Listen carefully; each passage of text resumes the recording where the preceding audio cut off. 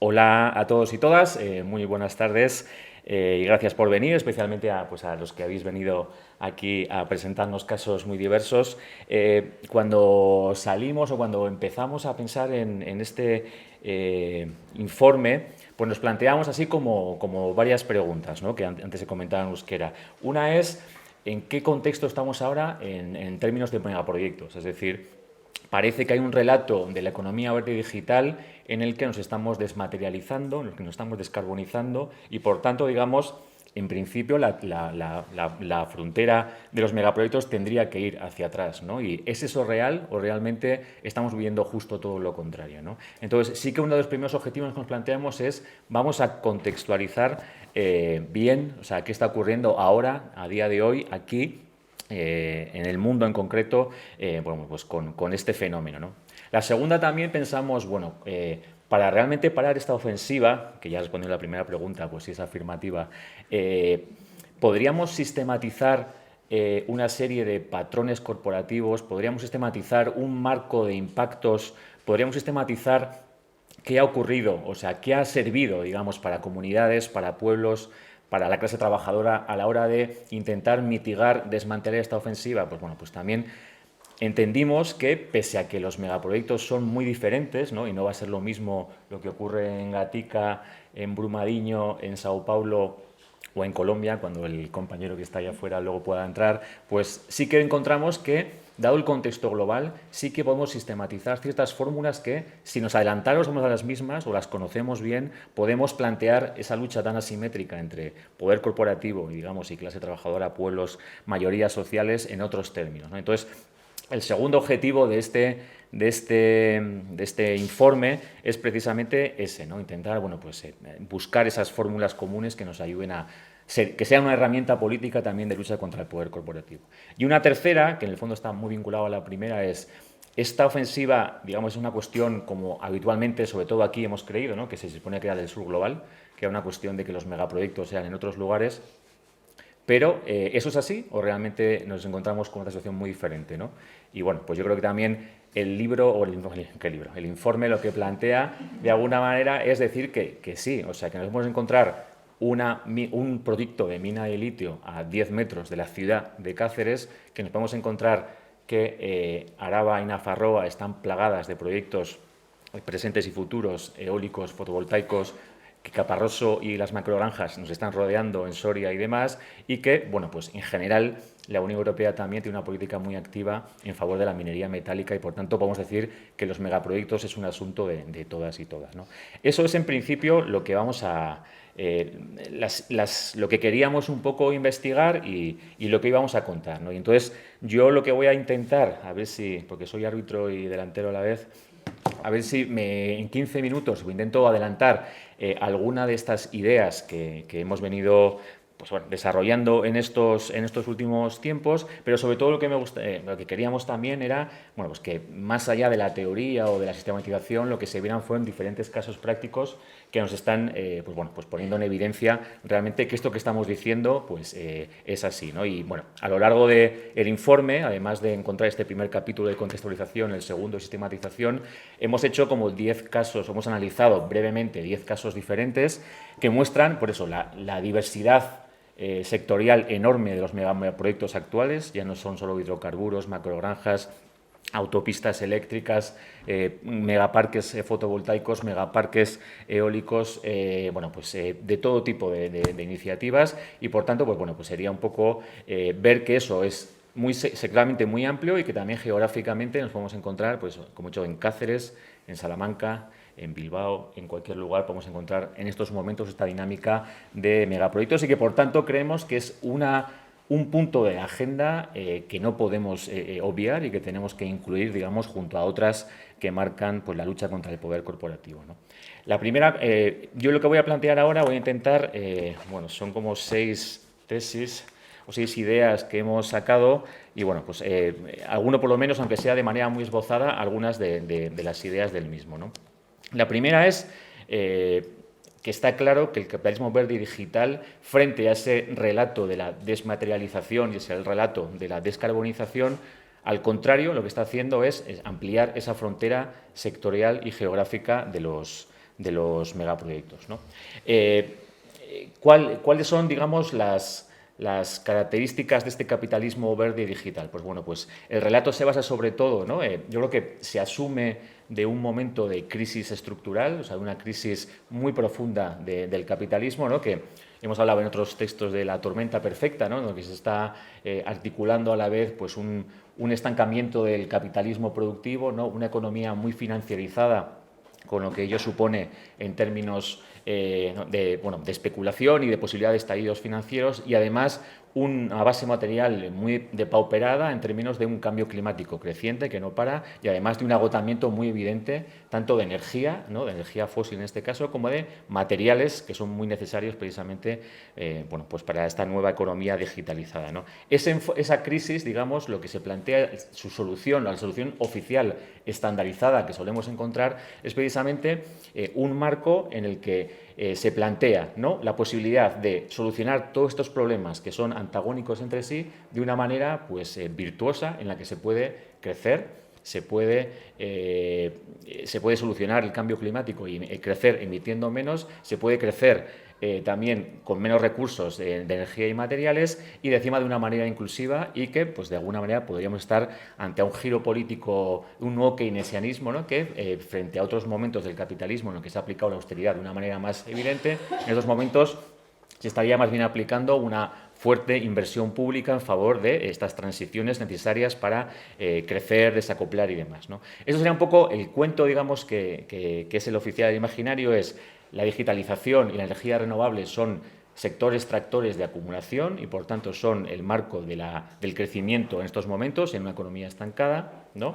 Ante ello, no haría falta cambiar, digamos, los patrones que realmente hemos sentido que están en el fondo de la crisis actual, es decir, no se cuestiona ni la acumulación como principio, ni el crecimiento económico mucho menos, ni el papel de las empresas transnacionales, ni las alianzas público-privadas, ni los megaproyectos, ¿no? Digamos, eso no se pone en cuestión y se aplica una especie de solucionismo tecnológico que sería la tecnología la que sería la capaz, digamos, de hacer ese cuadratura del círculo que he dicho antes de crecer y desacoplar crecimiento de las emisiones, del cambio climático y del consumo de energía y de materiales, ¿no? Pues la verdad es que la cuestión es que todo este marco lo que ocurre es que en el fondo es una justificación de mantener las señas de identidad del capitalismo como tal, y que en el fondo se basa en premisas falsas, es decir, no hay en estos momentos un desacoplamiento entre crecimiento y emisiones, es decir, el año pasado, que fue un año en el que bueno, pues, el crecimiento no fue muy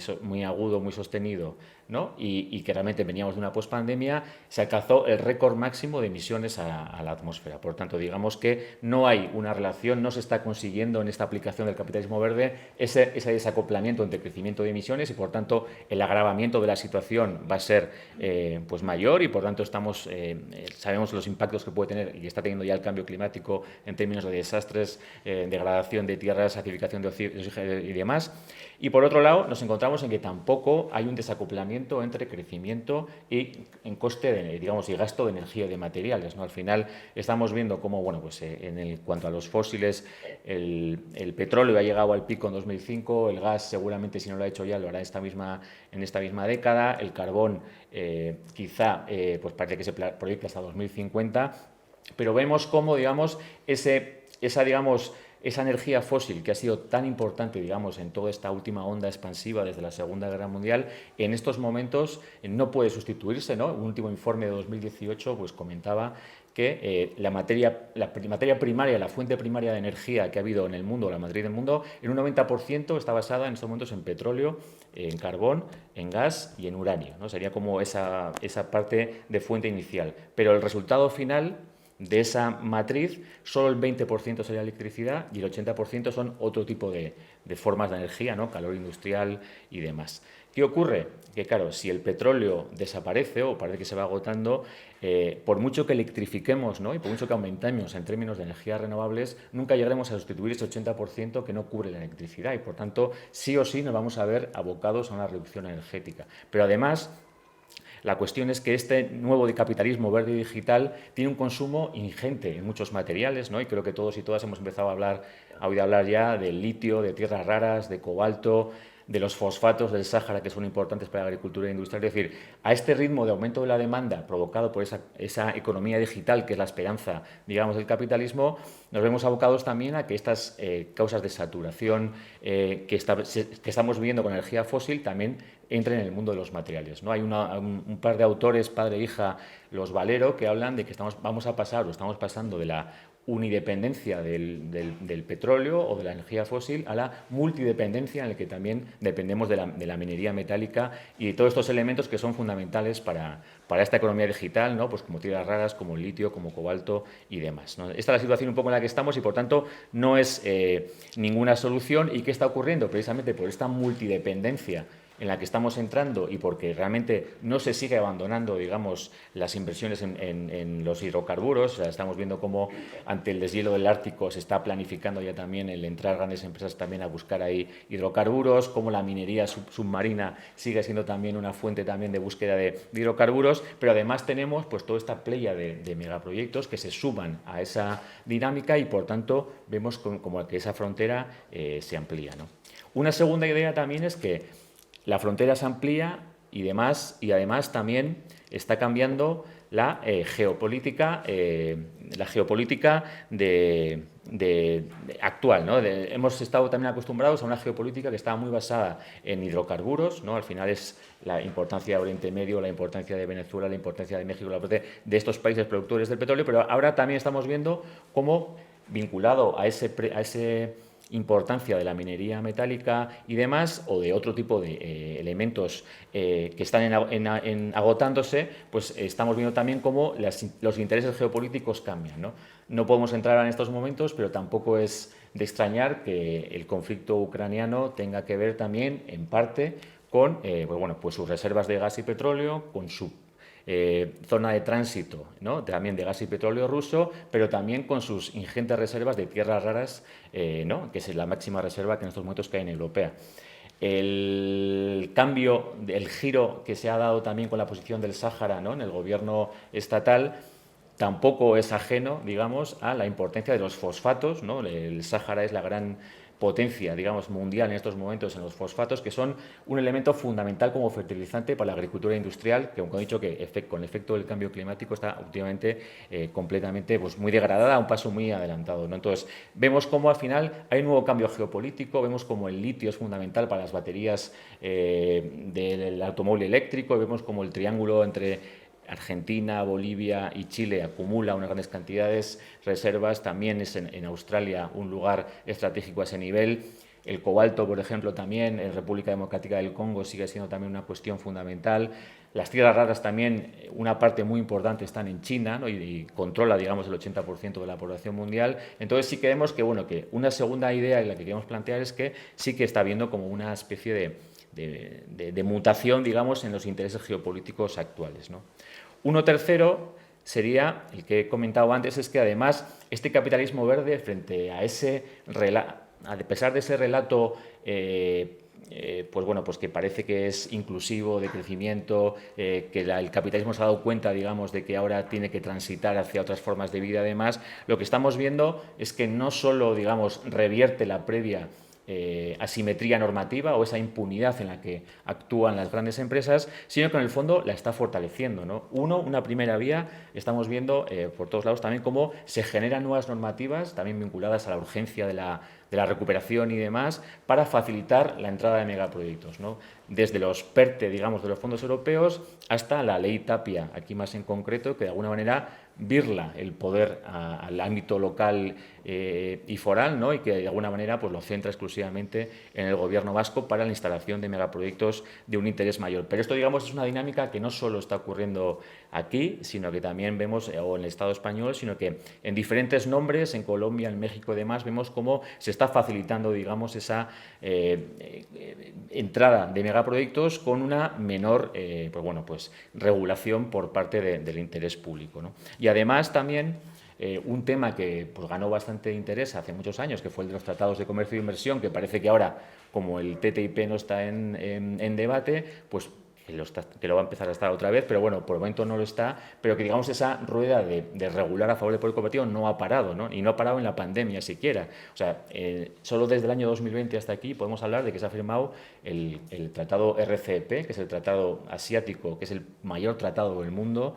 Hay un tratado nuevo también como el ACTA a nivel de todo África, que también articula en función de las dinámicas del poder corporativo a muchos países de África. Vemos como también en el caso de la Unión Europea ha habido diferentes acuerdos en marcha, pero también uno que va a ser estratégico es el de Mercosur, ¿no? Que también estamos en estos momentos pues en un impasse, pero que también parece que puede ir adelante en los próximos tiempos, y por tanto vemos como esa arquitectura, ¿no? Que esa constitución económica global de la que hemos hablado en otros momentos, pues también sigue adelante. Y por tanto, pues vemos eso, ¿no? Como al final ese capitalismo digital que nos prometía otro tipo de economía, pues vemos como en la práctica no es tanto, ¿no? Y también vemos los impactos que ha tenido en términos de precarización laboral y los impactos ecológicos antes señalados. Vemos cómo la geopolítica también está mutando, ¿no? Y al final cómo los bloques están también luchando con mayor ahínco por intentar captar, digamos, esa energía y esos materiales en cierta agonía, y cómo también, en términos políticos, frente a ese giro keynesiano en el que nos prometían una lucha contra la austeridad. No puedo entrar ahora, pero creo que la austeridad está por llegar y puede llegar no demasiado lejos, pero a la vez vemos cómo, digamos, el blindaje corporativo de sus intereses cada vez también está avanzando, ¿no? Entonces, eso sería como la primera parte y el marco un poco de contextualización. Creo que no voy muy bien de tiempo. Y después, la cuestión que planteamos es, frente a toda esta ofensiva, lo que podemos ofrecer también como investigación es, vamos a ver cómo funcionan las empresas para saber desde ahí qué es lo que tenemos que detectar, cuáles son las prioridades a detectar, y cómo funcionan, cuál es el marco habitual de los impactos, y finalmente cuáles las claves políticas de resistencia que han podido servir para enfrentarlos, ¿no? No me voy a detener por el tiempo, yo creo que ni en los patrones ni en los impactos, sino que me voy a centrar más un poco en las resistencias. De los patrones sí que decir, simplemente que hemos estructurado 3 patrones fundamentales que nos sirven un poco para valorar un poco el comportamiento de las grandes empresas. Uno es la opacidad, una opacidad que va desde, digamos, la propia hidra que compone un megaproyecto, que muchas veces ni sabemos siquiera quién está detrás, ¿no? Al final, y sobre todo más cuando es una cadena internacional de megaproyecto.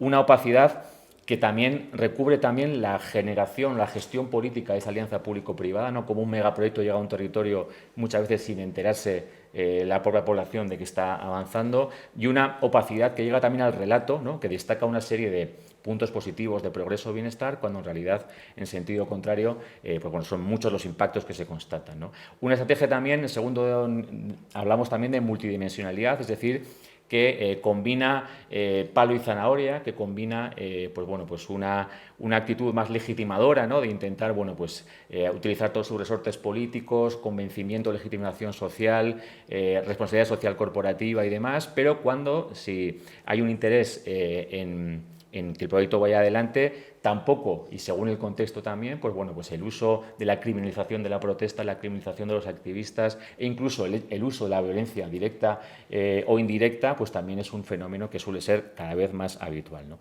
Y por último también la adaptabilidad temporal, porque es decir que también hay que tener en cuenta que hay megaproyectos de muy diferente fórmula, algunos con una visión más de largo plazo, ¿no? Que incluso frente a ciertas regulaciones estatales de tutela o demás de ciertos megaproyectos sociales, que aguantan, ¿no? Porque tienen una perspectiva más a largo plazo, pero también cada vez vemos más megaproyectos de muy corto plazo que casi su única función no es tanto ni la producción ni la extracción, sino simplemente la especulación, digamos, con los títulos que se generan en función de su acción, ¿no? No nos podemos detener mucho en esto, pero sí que es un elemento bastante interesante del funcionamiento de los megaproyectos, ¿no? Con respecto al marco de impactos, ¿no? que hemos planteado, pues también veníamos desde hace 20 años en el OMAL, analizando diferentes megaproyectos con marcos diferentes y también hemos llegado con una especie de fusión, ¿no?, en la que hemos planteado pues como 4 dimensiones: una dimensión económica, una dimensión ambiental, una dimensión política y una dimensión sociocultural, y siempre pensando que todas estas dimensiones deben estar atravesadas en su análisis tanto por pues, perspectivas de clase, de género, ¿no?, y también de etnia, raza, ¿no? Para meter, yo creo que es importante también entender que el impacto y también la agencia con respecto a los megaproyectos también tenemos que atravesarla por diferentes posiciones y situaciones, ¿no?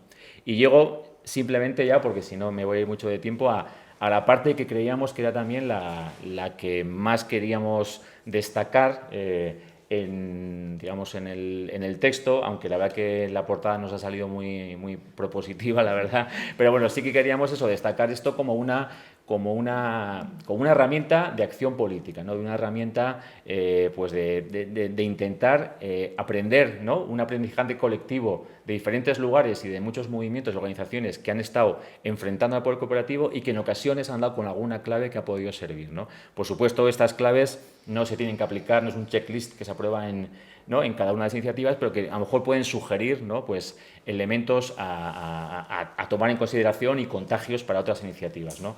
Y que se basan eso, al final es en una ampliación de la democracia, en una estrategia que sea lo más multidimensional posible y en una articulación sectorial y geográfica también sólida, ¿no? Al final, cómo preocuparse un poco de la narrativa del megaproyecto, que no sea solo el no al megaproyecto, sino plantear cómo sea una cosa en propositivo y, sobre todo, articulando a sujetos diferentes, ¿no?, evitando un poco la cooptación y la separación de las comunidades.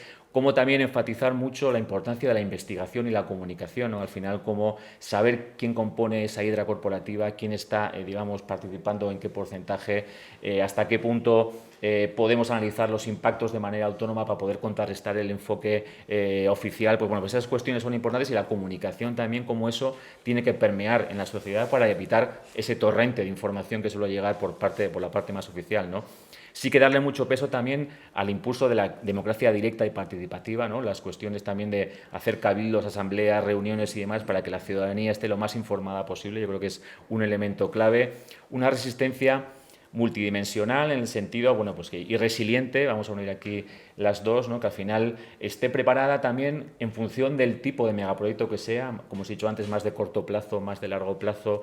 Hay que utilizar también pues la vía de la comunicación, pero también la vía, seguramente en función de si es de más largo plazo, la vía de resiliencia, con cajas de resistencia, con cualquier tipo de estrategia que de alguna manera también compatibilice espacios de concertación, pero también algunos más disruptivos y más de confrontación directa, que creo que también es un momento importante para ello, y la toma de espacios públicos, la toma de espacios corporativos también, yo creo que ha servido en muchos casos también para posicionar un poco una defensa también de las comunidades y de movimientos. Una estrategia también de seguridad, ¿no?, de activistas, de las comunidades también implicadas en los megaproyectos. Una estrategia jurídica también importante de incidencia, y sobre todo pues esta parte al final de articulación, ¿no?, que es importante, ¿no? Hemos destacado o hemos constatado que cuanto más articulado se está en agentes diversos en el territorio, es decir, cuando más cohesión social hay, cuando se participa también la universidad, cuando participan medios de comunicación y demás, seguramente es más sólida la estrategia que se plantea. También una articulación multiescala, ¿no?, en sectores determinados, ¿no?, que tengas una red que no sea solo la local, sino que también se articule a nivel estatal, tiene también un peso más fuerte a la hora de confrontar y de plantear la disputa. Y también importantísimo, y en muchos casos ha salido, la idea de la articulación internacional del megaproyecto, ¿no?, cómo detectar quiénes son las empresas que participan desde la financiación hasta la ejecución, a nivel, digamos, en una lógica global, y hacer presión en todas ellas, ¿no? Yo creo que ha sido una cuestión importante.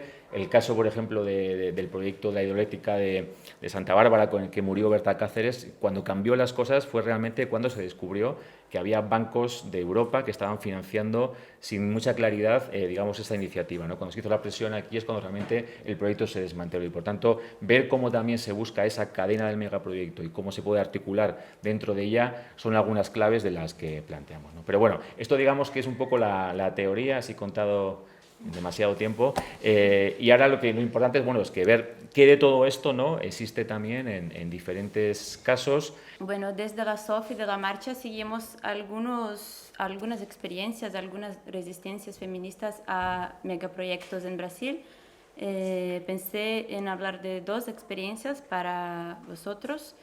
Una de la implantación de parques eólicos, de energía eólica en el nordeste de Brasil, y también compartir algunas reflexiones sobre los proyectos de pago por servicios ambientales y de generación de créditos de carbón, que son proyectos que no estamos muy acostumbrados a categorizar como megaproyectos, pero desde nuestra experiencia en Brasil tenemos formulado una perspectiva que cree que no sé si podemos nombrar de megaproyectos, pero algunas características son muy similares y tal vez sea algo que podemos reflexionar juntos.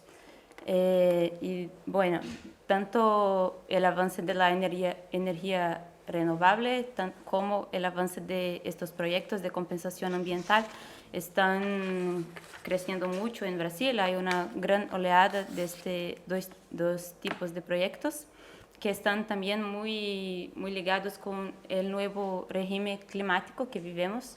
Entonces también es importante tener esta mirada de que lo que se decide sobre el calentamiento global y todo lo que está siendo debatido sobre eso en las Naciones Unidas y todo, tienes muchas reflexiones concretas en los territorios del sur global especialmente.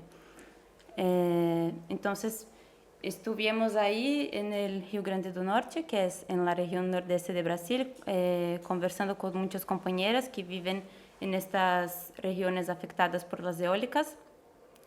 Son compañeras militantes feministas también, que muchas viven en asentamientos de reforma agraria, que son terras comunales.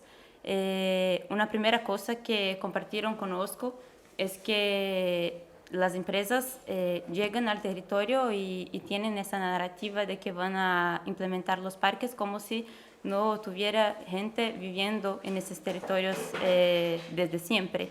Entonces, una de las primeras cosas que ellas siempre dicen cuando están haciendo la resistencia es que no hay aire, no hay posibilidad de haber generadores de energía si no hay tierra.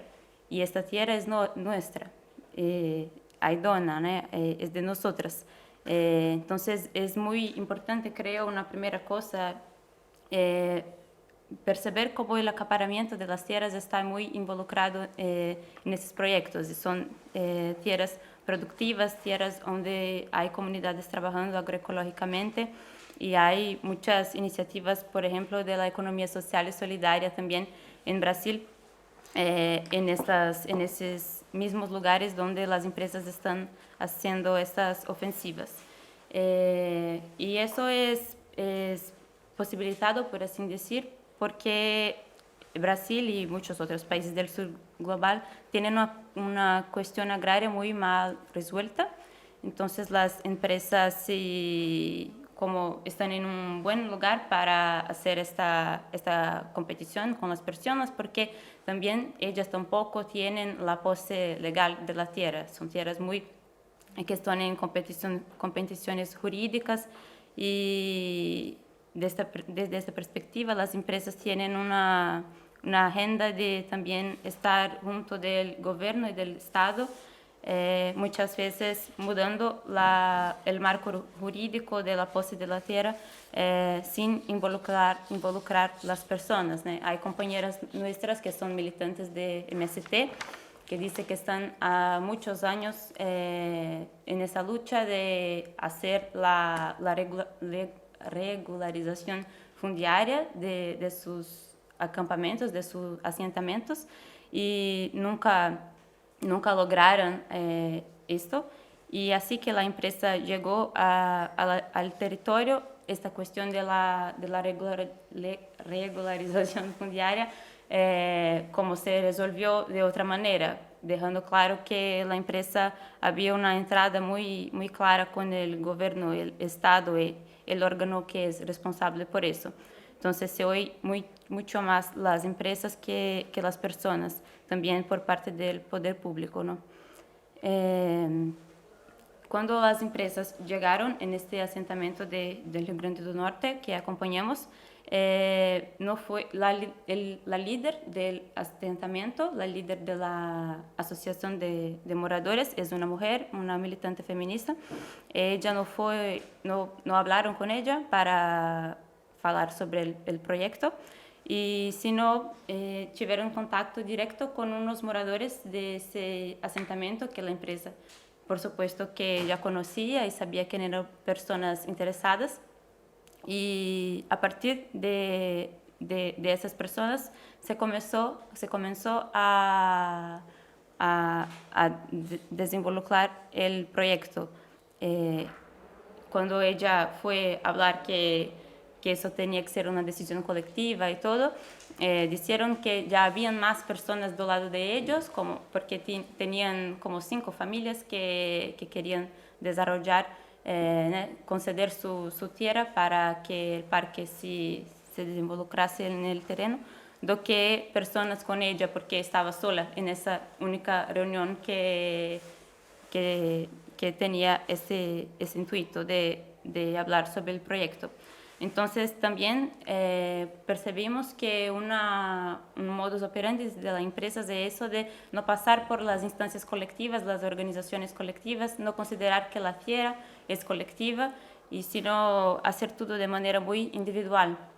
Y también cuando hay personas, y siempre hay algunas personas que tienen interés personal en ceder su terreno para el parque, para la empresa, también esas personas quedan muy revueltas contra la líder del asentamiento, que es como su compañera de lucha, pero está contra su interés más inmediato en aquel momento, que causa muchos desentendimientos, muchas peleas dentro de los asentamientos.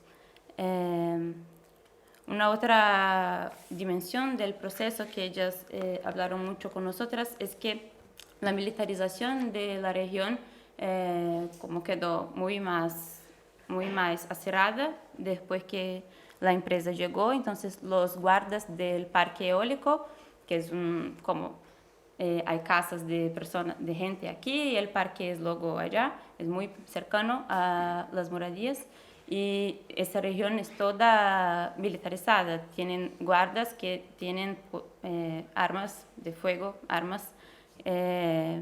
haciendo la seguridad supuestamente del parque eólico, pero hay casos de personas que adentraron la área del parque eólico porque como es el quintal de su casa, y el guarda amenazó a tirar contra esas personas que son moradores de la región, supuestamente porque están cuidando del patrimonio de la empresa, y dijeron que esa persona quería hacer un asalto a las cosas que estaban allí.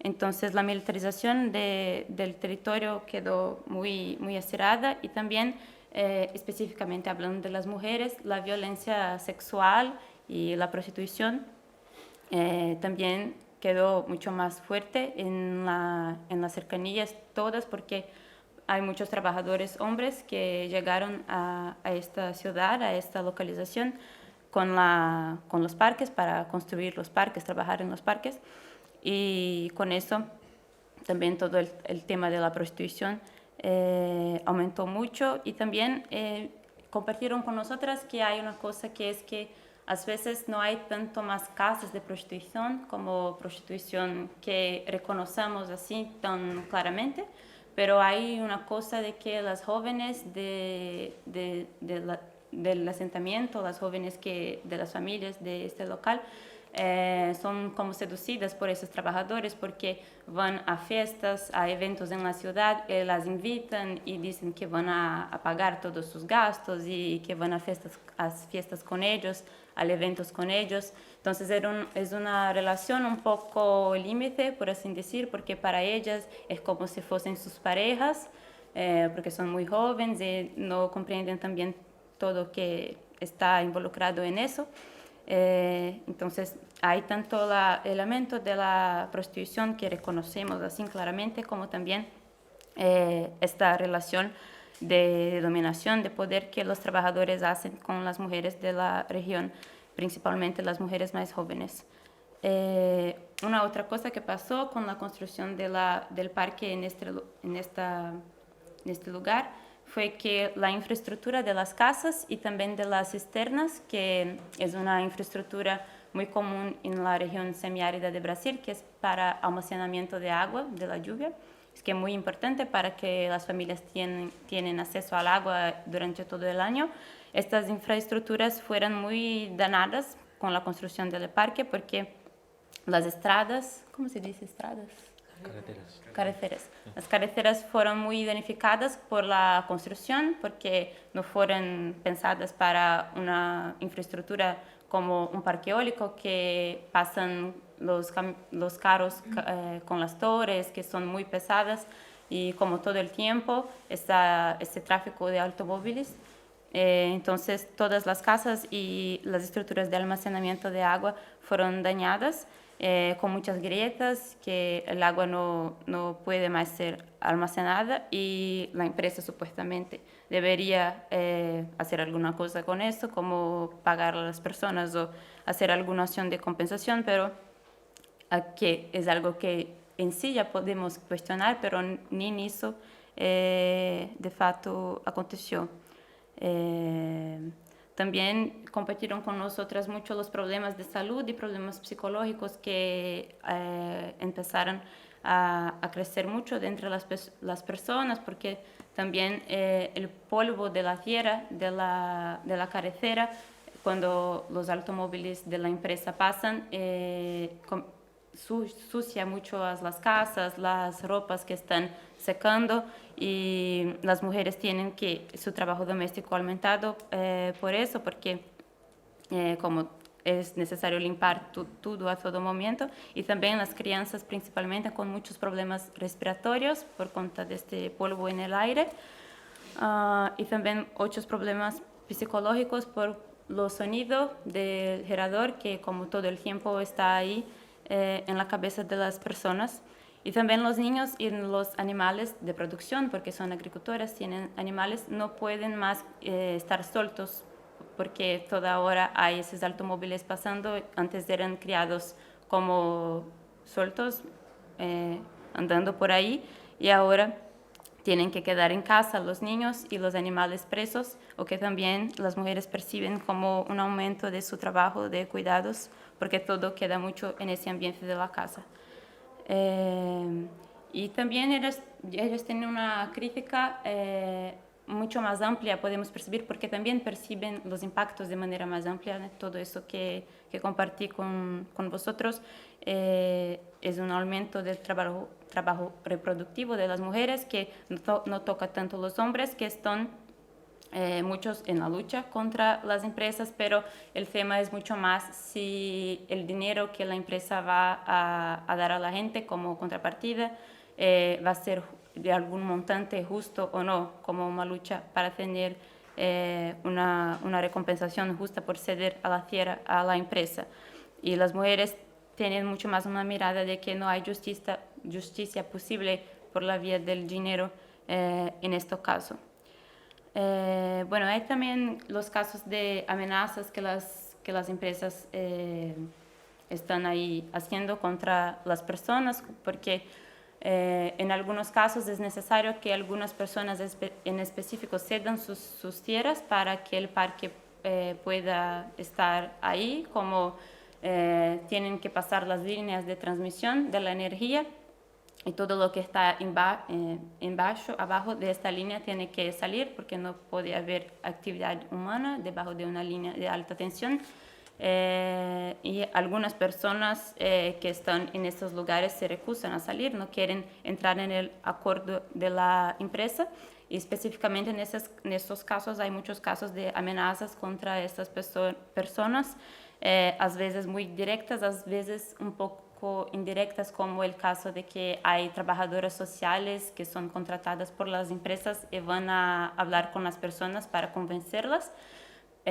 haciendo amenazas un poco veladas, como diciendo que yo te conozco, conozco tu pareja, conozco tus hijos, sé que escuela van, hablando cosas como para las personas quedaren preocupadas por no ceder en sus tierras para la empresa.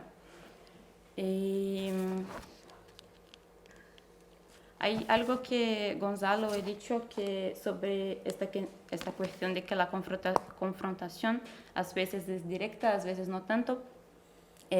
Fue mucho interesante que percibimos con ellas que el facto de que están allí haciendo agricultura agroecológica y haciendo una otra economía en aquel lugar ya es una forma de resistencia, como es mucho más difícil que una empresa consiga sacar la tierra de gente que trabaja la tierra, está haciendo cosas en aquella cercanía y no ve tanto sentido necesariamente en dar la tierra a la empresa, por lo menos no por el dinero, porque hay una otra economía que funciona allí y también no somos muy románticas, cada vez más es más difícil en Brasil, por ejemplo, de que la gente tenga ingresos sostenibles, o que también las deja muy más susceptibles a las amenazas de las empresas, pero también creo que es algo que ellas siempre refuerzan y que hace mucho sentido, de que la resistencia a veces es construir su territorio, construir las alternativas que hagan muy más difícil que la empresa quede allí, que las personas vean sentido en eso de ceder sus tierras a las empresas. Tenían otras cosas, pero por ahora creo que es eso. Se presentó Red Eléctrica Española con el proyecto de interconexión eléctrica España-Francia por el Golfo de Vizcaya. Este es más o menos el gráfico de la interconexión. Son casi 400 kilómetros. Empieza desde Gatica hasta Lemoiz, son 13 kilómetros. Allí sale al mar y recorren 300 kilómetros a través del Golfo de Vizcaya y bordeando el cañón de Cabretón hasta la comarca de Médoc, en tierra francesa. Allí entra 80 kilómetros hasta Cunese. Y luego hay una estación transformadora de corriente en cada extremo. Concretamente en Gatica pues son unas moles de 60.000 metros cuadrados de cemento y 24 metros de altura, en un pueblo que es rural, y encima lo han situado en la loma más alta que tenemos en el pueblo, con un desmonte de 630.000 metros cúbicos de tierra, y a eso se le añade la ampliación de la subestación eléctrica. Bueno, provocan una destrucción de la biodiversidad de la zona y alteran totalmente la vida de nuestros pueblos. Este proyecto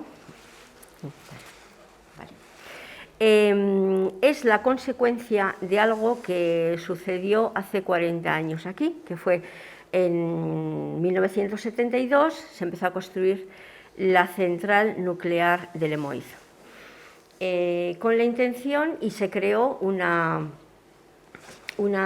línea aérea que iba desde la central de Lemoiz hasta Gatica, con torres de muy alta tensión. ¿Qué pasó? Que no entró en funcionamiento. En 1984, a través de una moratoria nuclear, no entró en funcionamiento la central y se quedó ahí. Se paralizó el proyecto a cuenta de hubo una ofensiva social terrible y se consiguió que no se hiciera ni esta central ni las otras tres que estaban previstas, una en Deva, otra en Tudela y otra en Ispaster, que el proyecto eran 4 centrales nucleares. El caso es que esta construcción era de entonces Iberduero, lo que es ahora Iberdrola, con Hidroeléctrica Española. Costó, me parece que fueron 6.000 millones de euros, lo que sería ahora, y se quedó toda la línea eléctrica de Lemoiz hasta Gatica no entró en funcionamiento, pero la tenemos allí, tenemos todas las torres de alta tensión y tenemos todo el tendido eléctrico. ¿Qué pasó? Que Red Eléctrica, al querer hacer la interconexión, pues se fijó, porque le venía muy bien. Teníamos en Gatica ya la subestación eléctrica y teníamos todo el tendido, todo el trazado, que los terrenos eran de Iberdrola. Entonces presentó el proyecto, pero habían pasado 40 años y resulta que había edificaciones nuevas y no ha podido ejecutarlo por donde quiso, porque la normativa no le encajaba. Claro, lo que representa una línea de muy alta tensión de 400 kilovoltios para una zona tan natural y tan limpia como es Gatica es terrible. Entonces, las líneas de alta tensión, no sé, tienen unos impactos medioambientales, paisajísticos y de salud bestiales. Alteran la fauna y la flora, los ecosistemas, aumentan el riesgo de incendio al eliminarse la masa vegetal arbórea. Se producen unas especies herbáceas que favorecen los incendios, hay impacto sobre la avifauna. Todos los años se mueren se matan más de 30.000 aves por electrocución o por impacto, producen ionización con el efecto corona y se crean unos campos electromagnéticos que producen pues, todo tipo de problemas en la salud. Hay mogollón de informes de universidades europeas, americanas y estudios de la Agencia Internacional del Cáncer. Bueno, empezamos a buscar informes, expertos en energía y en medio ambiente y presentamos las primeras alegaciones. Asistimos a todas las presentaciones de Red Eléctrica Española porque es un PIC, es un proyecto de interés común. Entonces, Red Eléctrica Española, que el 80% es capital privado, pero tiene unos compromisos. Tiene la obligación de hacer presentaciones en todos los pueblos afectados y luego a los diferentes organismos que se mueven en la zona. El caso es que nosotros nos apuntamos a todos, fuimos a las presentaciones tanto en el Museo Marítimo como en el Centro Azcuna, como en la Delegación Administrativa de Gobierno de Bilbao. Bueno, asistíamos a todos, allí nos presentábamos y allí presentábamos nuestra oposición al proyecto. Empezamos a montar mesas informativas por todos los pueblos en fiestas, incluso por el Aste Nagusia, también estuvimos. Y más o menos nos fuimos metiendo pues, en todas las actividades que surgían, participamos en la Porrica, me parece que he traído unas fotos para que veáis un poquito el ambiente. Y ella en el 2019... Ya, a todo esto, las subcontratas de Red Eléctrica Española empezaron a meterse ilegalmente y sin ningún permiso para controlar un poco los terrenos, a ver por dónde se podían mover en los terrenos privados de los vecinos del pueblo. Bueno, denunciamos las actividades y en 2019 ya nos fuimos a Bruselas. Fuimos al Parlamento Europeo y nos entrevistamos allí con la europarlamentaria vasca, Izaskun Bilbao, que luego si queréis hablamos. Conectamos con movimientos ecologistas, asistimos a encuentros, bueno, hacíamos absolutamente de todo. Nos integramos en la red de apoyo mutuo, que es una organización que recoge 50 grupos del Estado español que estamos ahí peleando contra los grandes proyectos energéticos. Y en diciembre del mismo año, del 2019, ya nos fuimos a Madrid a la Cumbre del Clima. Allí presentamos también nuestra oposición y la plataforma en las jornadas que se celebraron en la Complutense. Después ya, en 2021, se formó Aliente, Alianza Energía y Territorio. 5 minutos. Y voy corriendo. y nos integramos también. Es una organización que ha nacido hace muy poco, pero que está formada por 200 organizaciones del Estado español y que se mueve muchísimo. Muchísimo. Bueno, total que nosotras seguimos con todas las actividades que podemos y seguimos atentos a un proyecto carísimo de 1.750 millones que fue el presupuesto inicial, pues pasando al... Aquí vamos, cantamos Antágueda, hacemos calegiras, bueno, todo lo que os podéis imaginar. Resulta que el proyecto esto, que además de todos los males del mundo que trae, encima es carísimo, bueno, pues ya sin empezar, porque estamos ahora en la fase en el estudio del impacto ambiental, de los 1.750 millones iniciales, resulta que ya se han adjudicado 334 millones más en la parte española y otro tanto en la parte francesa. O sea que no sé a cómo va a salir. Nosotros seguimos, pero Red Eléctrica también sigue. Entonces, en el 2019 tuvieron mogollón de problemas en la estabilidad del cañón de Carpretón, que lo querían atravesar, cuando les dijeron que eso iba a ser imposible, y cuando ya se dieron cuenta, tuvieron que hacer un parón de 2 años y cambiar el trazado del cable eléctrico, y nos volvieron en el 2021, después del parón de 2 años, a presentar telemáticamente otra vez el estudio de impacto ambiental. Bueno, otra vez con los expertos, tenemos un equipo de abogadas, entre los expertos que encontramos y las abogadas presentamos las alegaciones correspondientes. Y resulta que en el 2021, en mayo, se presenta Red Eléctrica Española y en octubre aparece otra línea de muy alta tensión que viene desde Zaragoza y que es una línea de evacuación de todos esos parques fotovoltaicos que se están montando de empresas privadas, que son del grupo Forestalia, y traen la línea de evacuación hasta Gatica, hasta la conversora. Claro, ahí está la interconexión no está cabida. Y resulta que vienen, montan otra subestación eléctrica, ya no nos toca en Gatica porque ya tenemos una que nos la van a ampliar, y la ponen en Munguía. Y traen las líneas estas de evacuación, que puede ser, esto es Gatica, eso es Munguía, y aquí, como nos apuntamos a todos, esta es una manifa que se hizo en el Guggenheim para hacer la foto. Ahí estamos en el medio.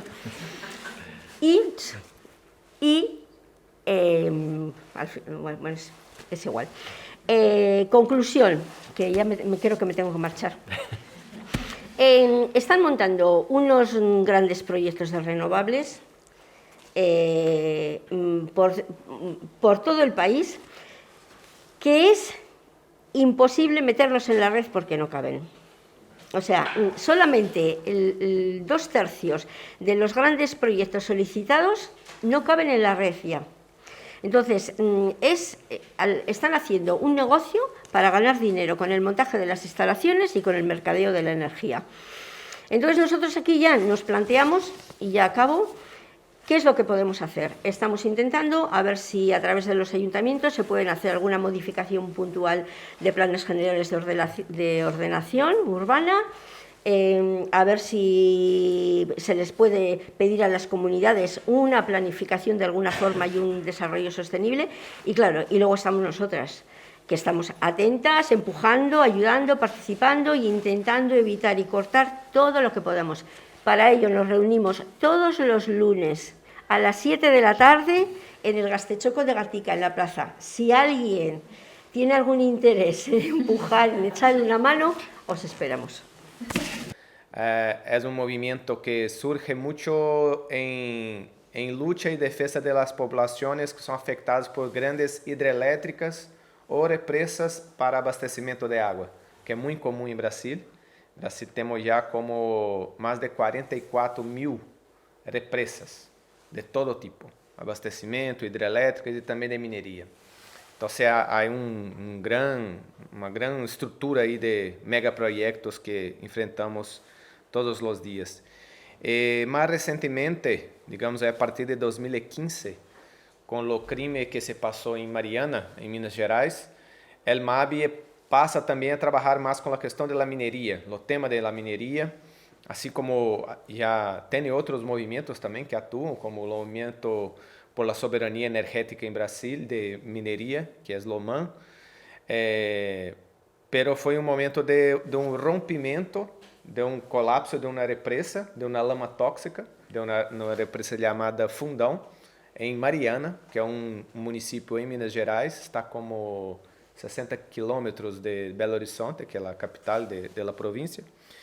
E neste rompimento, que era a empresa, que era uma parceria entre a mineria Vale e a que se chama Samarco e a mineria anglo-australiana, que completa este grande conglomerado chamado Samarco.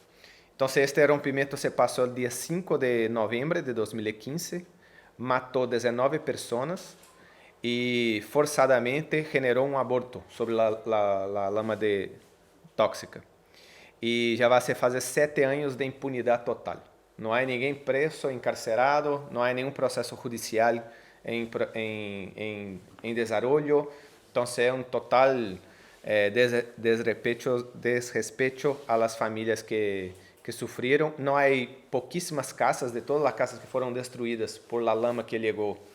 Creio que foram mais de 300 casas destruídas. Solamente hoje tem como 5 construídas. E uma que nós hacemos como um multirão de trabalho e construímos uma casa também para mostrar que é possível fazer a casa. Falta vontade da empresa para fazer tudo isso. E estávamos aí trabalhando com a questão neste distrito de Mariana, quando em 25 de enero de 2019 se passa outro crime, outro rompimento de uma represa, que é esta que vamos passar aí, que é no município de Brumadinho, também em Minas Gerais. Também a dona da mineria é la Vale de Rio Doce, hoje se chama apenas Vale S.A., donde esta foi mais complicada todavia, porque se matou, vamos chegar a 270 mortos já confirmados. Desses 270 mortos, se encontrou o corpo de 265 pessoas. Inclusive, o mais recente foi agora dia 2 de maio.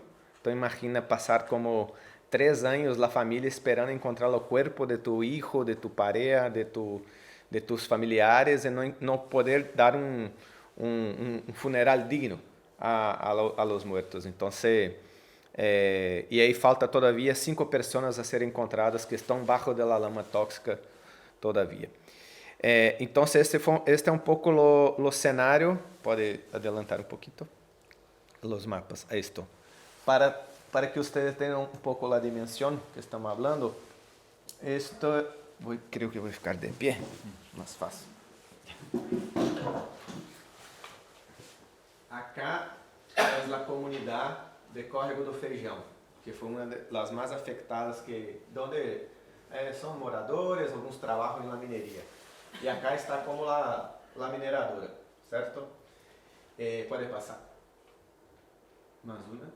Acá já é como se passou, depois do rompimento. A mesma foto, depois de que se passou. Mira que liga muito cercano de Córrego do Feijão. Todo isso aqui é um rio que se chama Rio Paraopeba, que tem como 275 quilômetros até chegar ao Rio São Francisco, que é um outro grande rio de Brasil que vai chegar ao oceano. E este foi o rompimento que se passou arriba allá, la barragem 1, Mina Córrego do Feijão.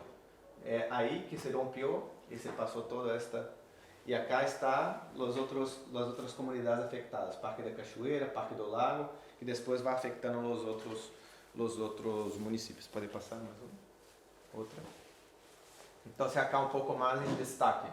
Então, você mira que sempre vai ter aí, no quadrante, onde está se destacando. Então, foi esta represa acá que se rompeu. Que então, se acá se quebrou, que impactou esta represa, depois de impactar essa, barrou todo. Acá é a planta industrial, que está toda barra hasta hoje debaixo da lama tóxica. Não há mais nada disso acá. Allá. Quem vai hoje dia está completamente... Pode passar? E aí está como ficou. Depois deste rompimento, e acá desceu. Mais uma. Então, mais uma. Aí. Então, como passou toda a lama para abaixo. Mais uma. Esta barragem 6 foi uma que, acá está lá uma, barragem 1. Quando se rompeu esta, se impactou com esta e desceu. Pode passar. Aí como se quedou. Toda lá. Que se esta também se rompe, a gente dizia que mais de 1000 pessoas morreriam, porque acá é mais água, esta barragem 6. La una é a lama tóxica, mais densa, então mais demorada para correr. Pode passar. Esta é a planta industrial, e como pode passar? E como se quedou. Mais uma. Esta é a parte onde estava, inclusive, muito bem preservada, que é uma região de Mata Atlântica, Cerrado, que são os biomas mais característicos. Pode passar? Aí como se quedou. Mais uma. Aí acá os campesinos, muita gente que trabalha com o campo, pode passar. Não sobrou nada. Mais uma. Aí tá bom. Aí mais dados técnicos, não vamos ficar, você quer dar muito nisso. Bueno, então aí um pouco para que vocês tenham a dimensão do que foi. São 12 milhões de metros cúbicos de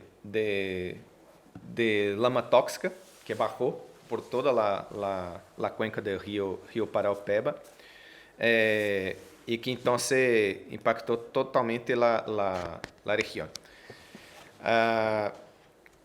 Aí creio que uma coisa que queria trazer um pouco de como é isto que estávamos falando mais recentemente, como esta estratégia de captura corporativa das empresas e por que chegou a isto, não? Isto foi uma coisa que sempre nós estávamos perguntando. Mira, a empresa tem todo o dinheiro, é a mineria que mais extrai minério e lítio do mundo. E por que chega a isto? Por que mata quase 300 pessoas em 5 anos? Bueno, aí fomos investigar. A primeira coisa que passa é que La Vale era uma empresa estatal até 1997 e foi privatizada no período do neoliberalismo em América Latina, e durante o período de Fernando Henrique Cardoso. Inclusive sobre uma situação muito estranha, porque La Vale, quando foi privatizada, se desvalorizou para ser vendida em 3 mil milhões de dólares. Então, você imagina que o valor valia muito mais. Para ter uma ideia, o lucro seguinte de 1998 foi de 851 milhões de dólares. Então, é muito mais do que foi vendida a própria empresa somente de lucro. Então, se mira que foi um escândalo, foi uma coisa absurda. Então, aí já se empieza como é a captura corporativa em nossa avaliação. Como o Estado não é mais um sujeito político, e não quer dizer que a Vale estatal não tinha problema. Tinha também. Há uma grande explotação, muita coisa. Pero a ausência total do Estado sobre uma condição desta genera muito mais problemas que se pode imaginar. Então, para ter uma ideia, hoje, o grupo que manda em La Vale, 80% é o capital financeiro. Não é mais o capital industrial, que está sobre uma planta industrial. Então, se a perspectiva é a valorização financeira bancária, de supervalorização de recursos, de envio de dividendos, de lucros para os estrangeiros que estão em Estados Unidos, através do grupo BlackRock, que é um grande grupo de acionistas, e acá em Europa e também em Japão, então não importa o que vai passar. Para ter uma ideia, de 2015 a 2018, o preço do minério de hierro subiu muito nos últimos períodos. E foi o mesmo período foi que essas empresas mais ganharam dinheiro e foi quando menos investiram em segurança dos trabalhadores e a segurança das plantas. Então, temos acá, infelizmente não pude poner, mas tem em nossa cartilha um pouco de gráfico que Le Monde, inclusive, que ha hecho. Isto, como subiu o preço do minério e se caiu o investimento em segurança. Então, é uma coisa incrível a perspectiva. E a partir de isso, eles então constroem toda uma perspectiva de de lucro.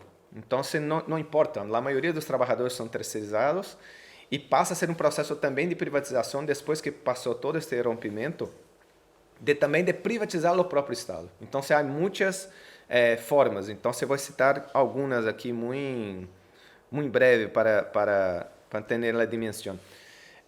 A primeira, uma das quatro formas de la captura do Estado que as empresas de forma geral utilizam. Primeiro, hoje há uma agência nacional de mineração em Brasil, que hace como estas que hacen los estudios, hace como também deveriam hacer o monitoreo, a fiscalização.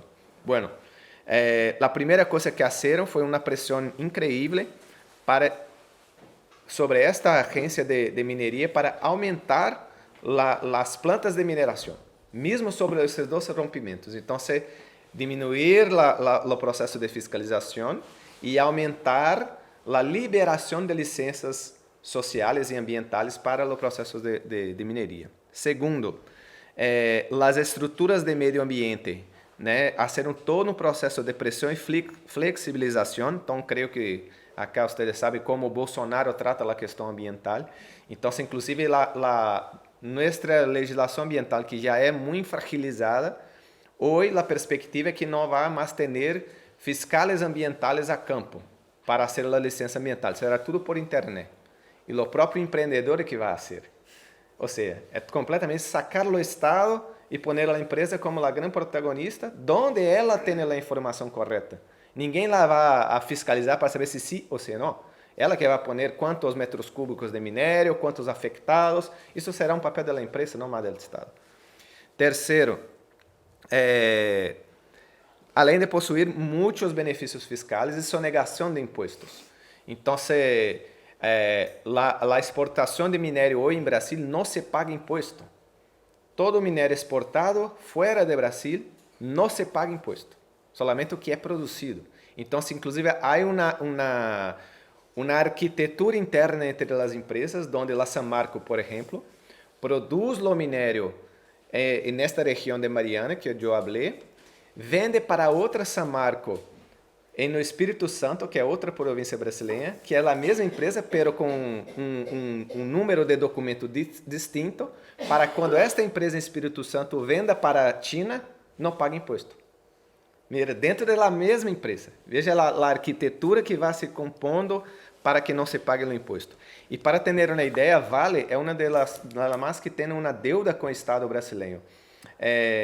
São mais de 29 mil milhões de reais de impostos devidos, solamente que deveria estar na mão do povo. São impostos que era para compensar coisas como esta, não? E não está pagando, como se chama, a previdência social para os jubilados? Isso, seguridade social. La Vale que deveria, quando se contrata um trabalhador, se paga uma parte da seguridade social. La Vale está devendo em 2017 596 milhões de reais a los cofres públicos. E mesmo assim, sigue tendo isenções fiscais. E a quarta, faz uma pressão muito grande sobre o Estado para não pagar as multas e as ações judiciais. Este crime que eu disse, que eu falei de Mariana, as investigações nacionais levantaram um custo para uma recuperação da região como 155 mil milhões de reais para recuperação. La Vale recorrió a esto e o juiz, não foi La Vale, o juiz trabalhou praticamente como abogado da empresa e reduziu para 15 milhões de reais, 15 mil milhões de reais. De 155 para 15. E foi o juiz. Não necessitou de advogado de La Vale fazer uma ação, uma petição. Não. O juiz, não, que pena, La Vale está sendo prejudicada com esta ação. E o juiz, Hugo. Então, estas são as formas que temos muito concretas de las capturas corporativas do Estado. Bueno, tenía mucho más cosas acá, pero creo que también las luchas. Creo que es importante para hablar. De todo esto, seguimos haciendo la lucha y para nosotros lo que hace la diferencia diante de situaciones como esa es la organización social, la resistencia social y la lucha concreta. La lucha en territorio. Entonces, cuando vi las fotos tú y acá, es muy importante esto. La gente en la calle, la gente haciendo acciones, porque esto que hace la diferencia cuando tú vas a hacer una diferenciación de correlación de fuerza. E foi isto que sensibilizou muito a gente em Brasil, no caso de Brumadinho, por exemplo, que não passou o mesmo que passou em Mariana. Há problemas no processo ainda de julgamento, também não há nada não há julgamento criminal, sigue com esta captura corporativa, pelas ações civis, estas avançaram muito mais. No caso de Brumadinho, muito mais do que Mariana. Qual foi a diferença? A gente se organizou muito mais e ha hecho muito mais luta.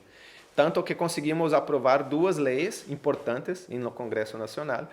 Uma de proteção a los afectados por represas. Então, em situações como essa, hoje, há minimamente um protocolo para dizer como fazer e como é as multas, todo isto. E isto já foi, inclusive, sancionada por o presidente da República. E uma segunda lei que está no Senado, que agora ainda não foi aprovada, mas já aprovada na Câmara Federal, que é a Política Nacional de Direitos Afectados por Represa. Que uma coisa é quando se rompe uma represa. Então, há muitos direitos aí violados. Pero mesmo na construção de uma represa, seja ela qualquer, já há direitos violados. Em 2010, o Conselho Nacional de Direitos Humanos em Brasil ha hecho um relatório por todo o Brasil, fazendo uma investigação, que se constatou 16 direitos humanos sistematicamente violados em construção de represas. Solamente em falar, vamos construir uma represa, há violação de direitos, porque os afetados não são consultados. Nós não somos consultados. Nada é consultado, solamente é hecho no Ministério de Minas e Energia, e quando chega na comunidade, já chega a empresa, já chega com a licença aprovada e já chega para construir, com a maquinária e todo. Então, o que fazemos? Enfrentar a empresa que tem. Não há outra forma a não ser o contato direto com a empresa em nosso território. Então, creio que este é um pouco do que há aí, e que a luta seguimos fazendo a luta, seguimos fazendo os enfrentamentos, não é fácil. Agora, em governo Bolsonaro, muito pior, todavia. Pero que seguimos aí, firmes em luta, organizando a gente, o povo animado para hacer as disputas, e muitas vezes temos que dizer, não, vamos mais despacio, a pandemia está aí, temos que... Pero seguimos fazendo a luta e não podemos parar. Gracias. Buenas tardes a todos y agradecer acá la invitación a UMAL, que pues nos dio la posibilidad de visibilizar los procesos de lucha que se están dando en Colombia. Pues mi nombre es Pedro José Velasco Tumillá, me conocen más como Pedro Misac en Colombia, Daita Pedro Misac. Pues quiero contarles como en sentido muy general, como el chicharrón del problema de la tierra en Colombia. Todo lo que sucede en Colombia, tanto a nivel de conflicto armado, a nivel de procesos sociales, a nivel de asesinato de líderes sociales, pues casi que la columna vertebral de todo eso ha sido el problema de la tierra en Colombia. Específicamente, pues para entender todo lo que pasa en Colombia, nosotros como pueblos indígenas en Colombia somos 5 organizaciones nacionales indígenas, de las cuales nosotros hacemos parte de una que se llama el Movimiento de Autoridades Indígenas del Suroccidente, con la sigla AISO. Como Movimiento de Autoridades Indígenas, desde el año 1974, venimos en la estrategia del principio de lucha, que es recuperar la memoria y la tierra para recuperarlo todo. Entonces, ese principio básicamente consiste en empezar a recuperar todas las tierras que han sido colonizadas desde la colonia hasta la actualidad. Entonces, hasta mediados del año 2005, pues se ha avanzado más o menos en un contexto de 50 años la recuperación de tierras que han estado en herencia de familias de herencia española que llegaron de la colonia. Entonces se ha recuperado pues tanto por pueblos indígenas Misak como tanto por otros pueblos indígenas, Nazas, Yanaconas y los 7 pueblos indígenas que habitan especialmente en el departamento del Cauca, casi que un total del 60-70% del territorio que había colonizado la herencia criolla española que radica de raíz en la colonia. Pero otra forma de colonización, digamos, más actual, que data del año 1944, son el sistema de legalización de tierra de las corporaciones o multinacionales que han estado llegando en Colombia. Pues una de esas es la que, para nuestro caso y nuestra visita a Europa, es las denuncias que venimos haciendo de la forma, el alto índice de acaparamiento que ha venido realizando en 70 años es Murphy Capa Colombia, que tiene su casa matriz en Dublín, en Irlanda. Esta empresa, pues ustedes también conocerán, es el máximo acaparador de tierra en Latinoamérica. México, Venezuela, Colombia, Chile. Entonces, parte de la mayoría de las tierras que han estado acaparadas ha sido bajo el sistema de monocultivo de eucalipto y pino, y pues ahorita desde el sur o desde el nivel de Latinoamérica, casi que la mayoría de las utilidades y capitales que se están generando a nivel mundial para la venta, para la transformación de la materia prima de madera y para vender a nivel internacional el cartón, pues son originadas en Latinoamérica.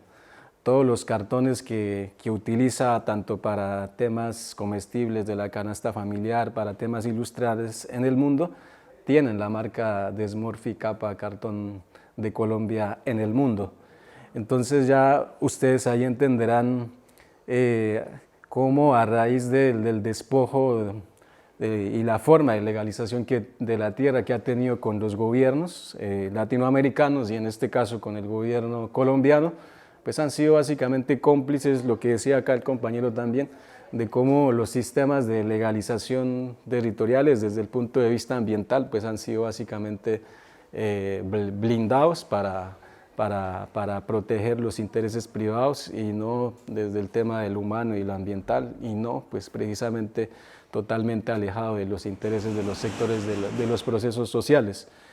En Colombia, específicamente, lo que nosotros tenemos institucionalmente ya conocido es que en 4 departamentos pues tiene legalizados un total de 107.000 hectáreas que actualmente está produciendo madera con estos dos tipos de monocultivo.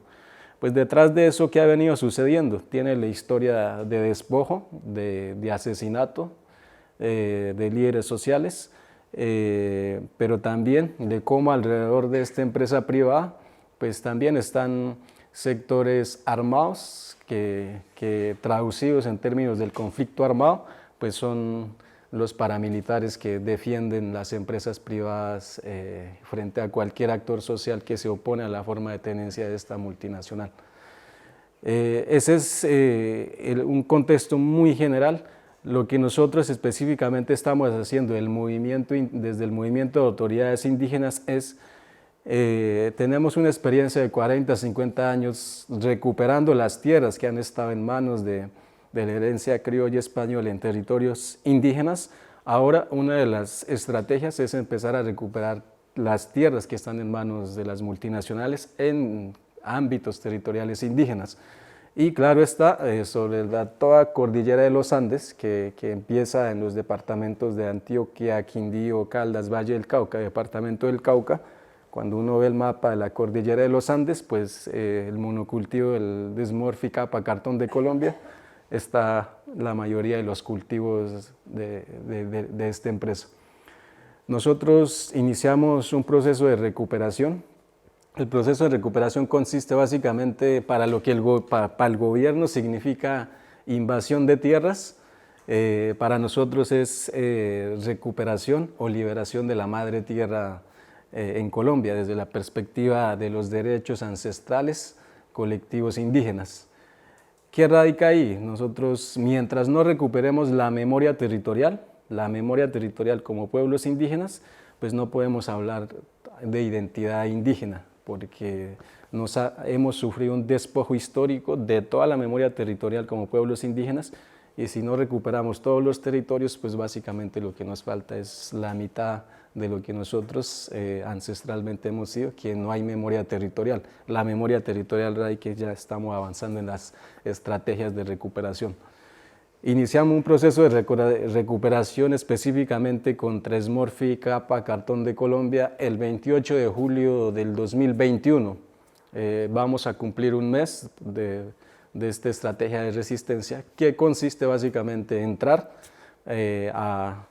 a resistir y dignamente dentro del territorio, pues, e impedir que sigan sembrando más estos dos tipos de monocultivos dentro del territorio del departamento del Cauca.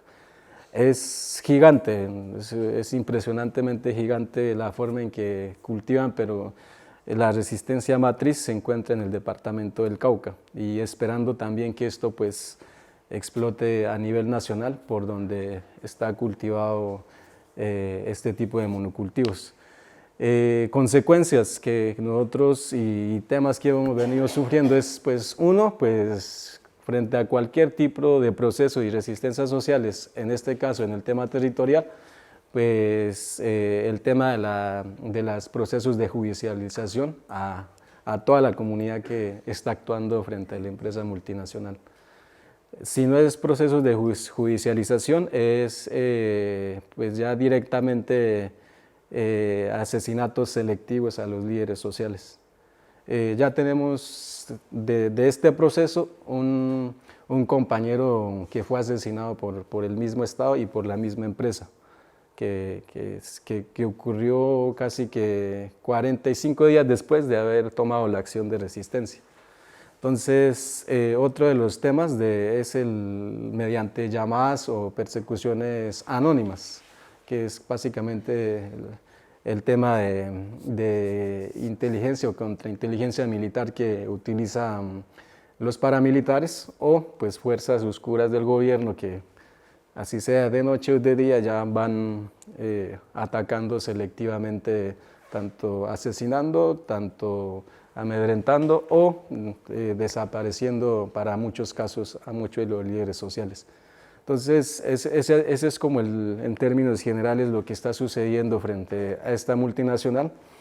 Y pues en términos actuales, pues el problema de la tierra, como es tan gigante y tan estructural, pues lo que ahorita estamos denunciando es a nivel internacional tejer una red internacional de solidaridad de las resistencias que se están dando desde lo local, pero que esto pues tiene que masificarse a los ojos del nivel internacional. Mientras que nuestras resistencias no sean visibilizadas internacionalmente, pues los muertos van a ser aislados, los procesos sociales van a ser aislados, y queremos es que todas las dignidades y resistencias que también pueden despertarse desde la comunidad europea, desde la academia, pues va a ayudar a fortalecer mucho lo que se está haciendo desde las regiones, desde lo que está pasando en Brasil, de lo que está pasando en Colombia, lo que está pasando en Venezuela, en México. Y por eso la necesidad tan importante de que el tema de los derechos territoriales, que no solo es tema de los pueblos indígenas, sino que es tema de Latinoamérica, se empiece a fundamentarse, pero a los ojos y la vista de la comunidad internacional. Porque Colombia, bien o mal, con la presión internacional, siempre hay antecedentes de que cede a las demandas de los procesos sociales. Pero si no sucede eso, pues ya los líderes han sido enterrados y nadie se ha dado cuenta de que esas cosas han estado pasando. Entonces, ese es como en términos muy generales por el tiempo, pues también, y la posibilidad de contarles estas luchas que se están dando desde el Cauca, desde Colombia, que no es solo de los procesos étnicos, sino procesos sociales que tienen un contenido histórico de 50 años de resistencia. Ese es el Cauca y es Colombia.